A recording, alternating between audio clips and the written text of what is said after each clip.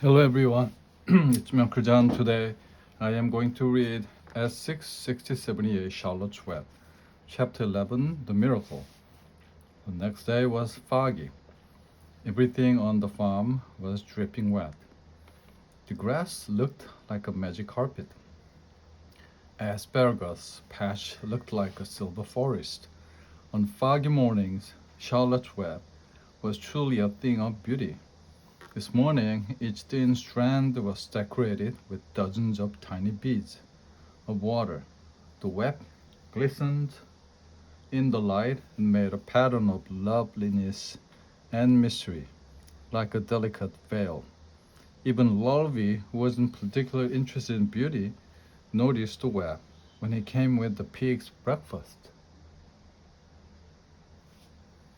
He noted how clearly it showed up, and he noted how big and carefully built it was. And then he took another look, and he saw something that made him set his pail down. There, in the center of the web, neatly woven in black letters, was a message. It said, "Some pig."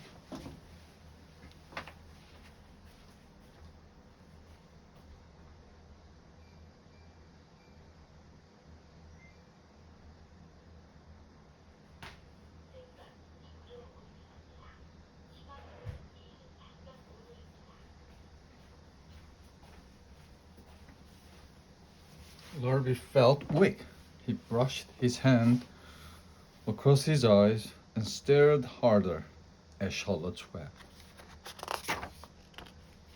"I'm seeing things," he whispered. He dropped to his knees and uttered a short prayer. Then, forgetting all about Wilbur's breakfast, he walked back to the house and called Mr. Zuckerman. "I think you better come down to the pig pen," he said.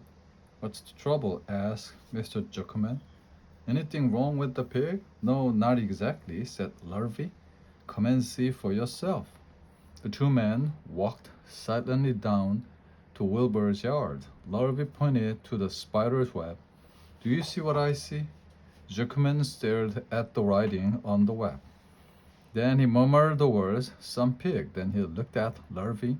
They both began to tremble. Charlotte, sleepy after her night's exertion, smiled as she watched. Wilbur came and stood directly under the web.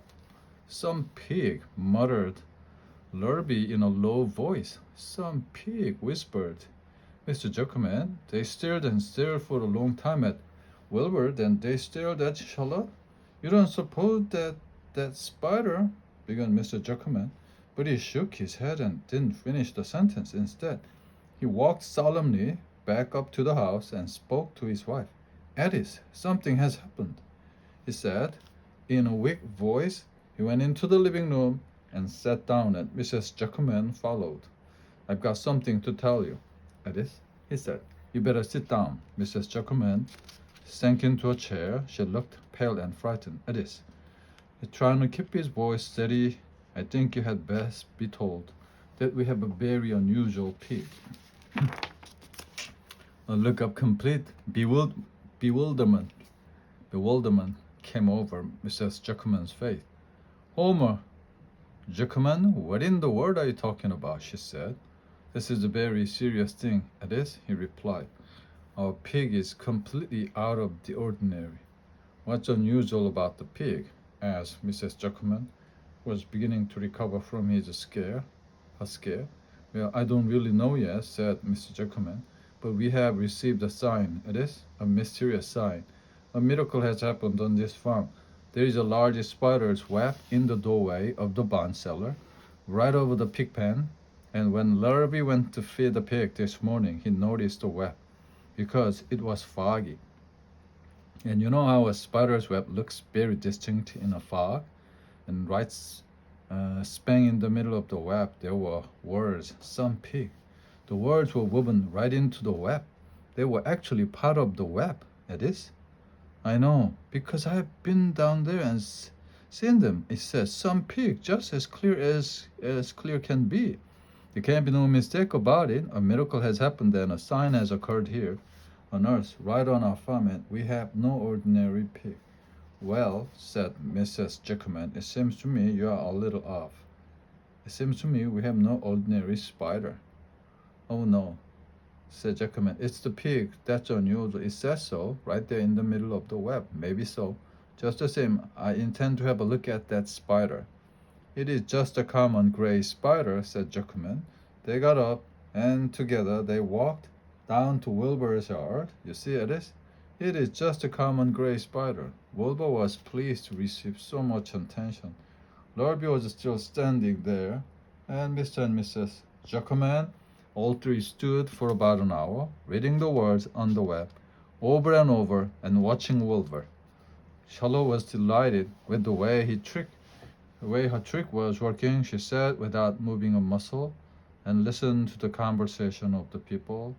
When a small fly blundered into the web, just beyond the word pig, Charlotte dropped quickly down, rolled the fly up, carried it out of the way.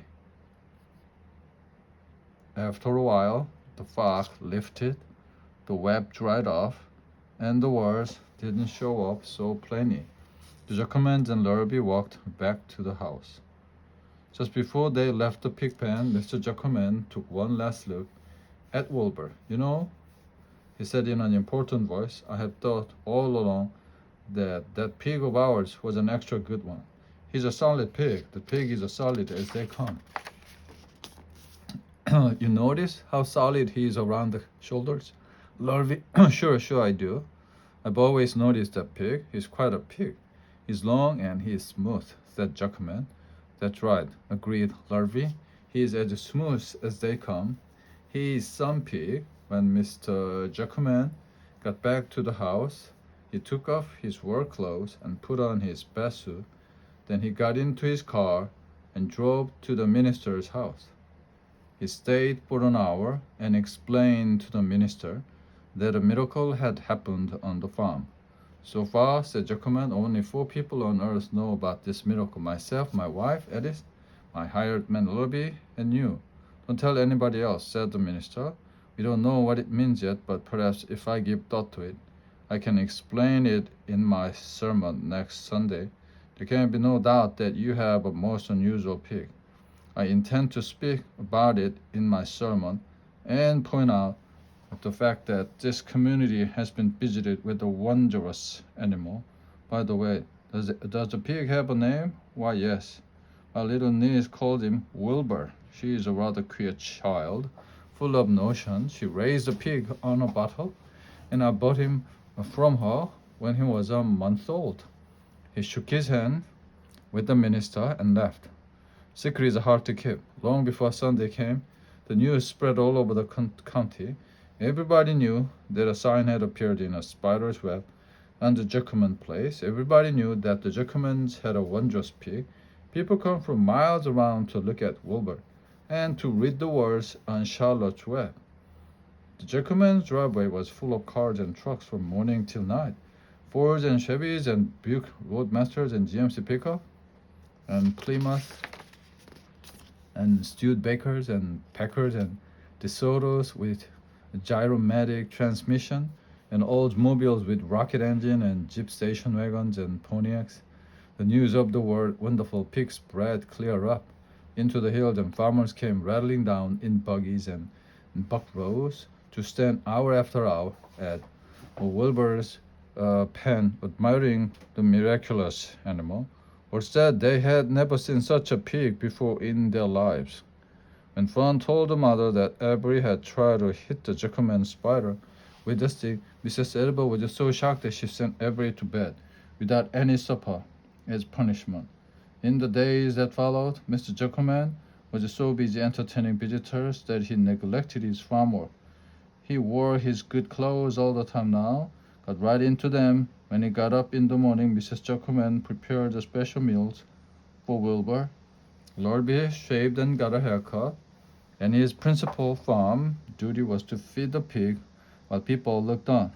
Mr. Jackman ordered Lorby to increase Wilbur's feeding from 3 meals a day to 4 meals a day.